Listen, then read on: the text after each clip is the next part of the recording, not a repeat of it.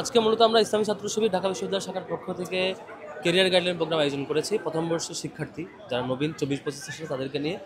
এখানে মূলত আমাদের চিন্তা হচ্ছিল, আমাদের প্ল্যান যেটা ছিল সেটা হচ্ছে শিক্ষার্থীদেরকে ওই স্ব ফিল্ডে যেসব যেসব সাবেক শিক্ষার্থীরা ভালো জবে গিয়েছেন, ভালো লেভেলে এখন ভালো প্রফেশনে আছেন, তাদের মুখোমুখি করানো, তারা কীভাবে ফেস করেছেন তাদেরকে গাইডেন্সটা দেওয়া। এখানে আমরা যেহেতু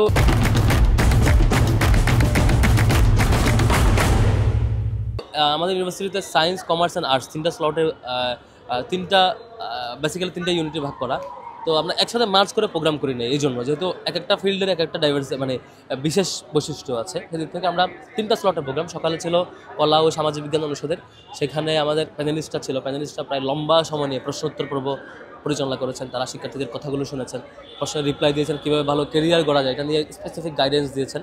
এবং আমরা ঢাকা ইউনিভার্সিটিতে টিএসসিতে বড় হল রুম নাই, সে কারণে টিএসসিতে নিতে হয়েছে, বা টিএসসিতেও আমরা জায়গা করে দিতে পারি না। শিক্ষার্থীদেরকে আমরা চেয়ার দিয়ে আলাদা প্লাস্টিকের চেয়ার দেওয়া হয়েছিল, এবং অনেকে দাঁড়িয়ে দাঁড়িয়ে দেখছে আর কি, জায়গা দিতে পারি না, অনেকে দাঁড়ানোর জায়গাও পায় নাই। তো আরও বড় জায়গা পেলে আরও বড় করে হয়তো করতে পারতাম। আমাদের জায়গা ছিল শিক্ষার্থীদেরকে প্রত্যেকটা স্লটে আলাদা আলাদা করে তাদের সে আয়োজনটা দেওয়া, এবং তাদেরকে তাদের কিছু ভালো টিচারের মুখোমুখি করানো, ভালো এক্সপার্ট প্যানেল মুখোমুখি করা, যারা তাদেরকে গাইডেন্স দেবে। এটার মধ্য দিয়ে তারা একটা অন্তত আগামী 5 বছর কেমন করে কাটাবে, ভালো কেরিয়ার কীভাবে করবে, স্বপ্নের কেরিয়ার, স্বপ্নের ক্যাম্পাস তারা কীভাবে পাবে, এটা নিয়ে একটা ভালো গাইডেন্স পাবে বলে আমরা আশা করছি। পাশাপাশি আমরা অল্প কিছু স্ন্যাক্স এবং অল্প কিছু গিফট দিয়েছি, শুভেচ্ছা গিফট, আমাদের কিছু প্রকাশনা এবং কিছু নাস্তা। এটা খুবই ছোট জিনিস।